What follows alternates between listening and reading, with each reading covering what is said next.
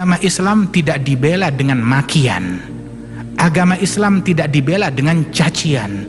Agama Islam berjaya di bumi Indonesia ini, di semua tempat di seluruh penjuru dunia, dengan rahmat, dengan kasih sayang, dengan kegigihan, dengan kesungguhan di dalam mengemban dakwah dan ajaran Nabi besar Muhammad sallallahu alaihi wasallam. Tapi kita diperintahkan amar ma'ruf nahi mungkar, betul. Amar ma'ruf mengajak, memerintahkan manusia kepada kebaikan dengan cara baik-baik. Nahi mungkar mencegah manusia dari kemungkaran juga dengan cara yang ma'ruf, dengan cara yang baik. Bukan kita amar ma'ruf dengan cara yang mungkar, atau nahi mungkar dengan cara yang mungkar. Jadi dua mungkar sekarang yang perlu dirubah.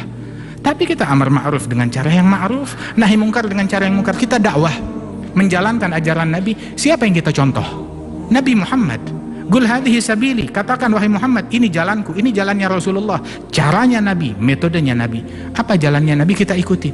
Nabi dalam amar ma'ruf nahi mungkar tidak pernah mencaci, tidak pernah memaki, tidak pernah menghakimi apa yang ada di dalam hati orang lain, atau menganggap orang ini jahat selama-lamanya, sial selama-lamanya di neraka.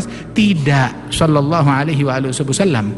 Bahkan selama 23 tahun berdakwah, diuji, diteror, ditindas, diganggu, diboikot, diperangi, beliau Nabi Muhammad tidak mengeluarkan kata-kata yang kotor, bahkan tidak pernah menyumpahi kecuali kepada individu-individu tertentu yang disebutkan, yang mana Rasulullah tidak menyumpahi mereka, melainkan sudah terbukti kalau mereka itu min ahlin nar dengan mata pandangan wahyu dari Allah subhanahu wa ta'ala. Lain daripada itu tidak disumpahi oleh Rasulullah sallallahu alaihi wasallam. Nah, karenanya itu saudara-saudara sekalian, kita hendaknya tunjukkan ke dunia ini keindahan Islam di dalam bidang apapun juga. Al-mu'min aina wudi' nafa'. Mu'min dimanapun dia ditempatkan, diposisikan sebagai apapun, manfaat. Mau menjadi presiden, mukmin. Mau menjadi menteri, mukmin. Mau menjadi pejabat, mukmin. Mau menjadi orang di pasar, pedagang, dia mukmin. Sebagai mukmin dimanapun dia memberikan manfaat kepada semua, memberi, membantu, menunjukkan keindahan Islam di dalam profesi apapun yang dia miliki. Angkat citra Islam, bukan menjatuhkan citra dan agama Islam ini.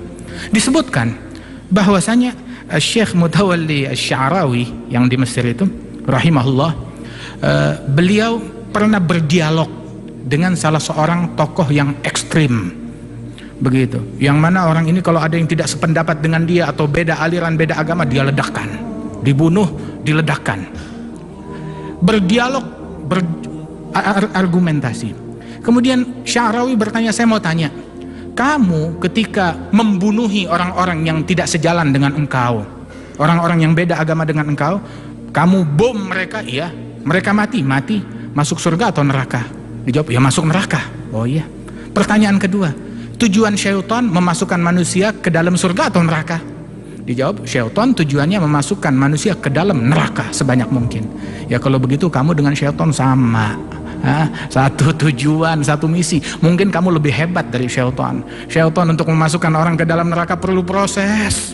Itu orang sholat panjang lebar bertahun-tahun, begitu dibikin tidak ikhlas, dibikin riya, dibikin ujub, dibikin makan yang tidak baik, hingga akhir hayatnya masuk neraka. Perlu proses panjang lebar. Tapi ini dia lebih hebat, lebih pinter. Sekilas langsung memasukkan orang ke dalam api neraka, tidak.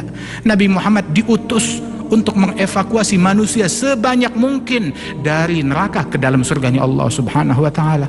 Lemah lembut dalam segala hal. Ada satu orang, ini terakhir, satu orang berkata kepada Khalifah Harun Ar-Rasyid. Khalifah Harun Ar-Rasyid bilang, wahai Harun Ar-Rasyid, wahai Khalifah, wahai Sultan, saya mau memberikan nasihat kepada Sultan, tapi terima, maaf, nasihat saya kasar, terima. Maka Harun Ar-Rasyid berkata, kalau nasihat kamu kasar, lebih baik kamu diem.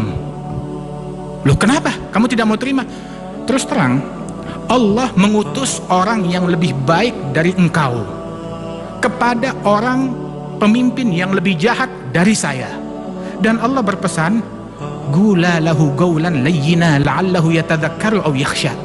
Katakan kepada orang itu dengan perkataan yang lemah lembut agar dia sadar dan takut kepada Allah. Allah mengutus Nabi Musa lebih baik dari engkau, dan Nabi Harun, mengutus kepada Fir'aun yang lebih jahat dari saya, mengaku Tuhan. Terus Allah berpesan, ucapkan kata-kata yang lembut. Apa dosa saya kamu mau berucap kasar kepada saya? Ucapkan perkataan yang lembut, yang santun, sebab kelembutan tidak diletakkan dalam sebuah perkara, melainkan akan menjadi mahkota menghiasi perkara tersebut. Tapi perkara sebagus apapun kalau kasar, tidak baik, tidak ada rahmat di dalamnya, maka tidak akan bisa diterima di dalam hati masyarakat. Mudah-mudahan Allah Ta'ala berikan keberkahan kepada kita sekalian.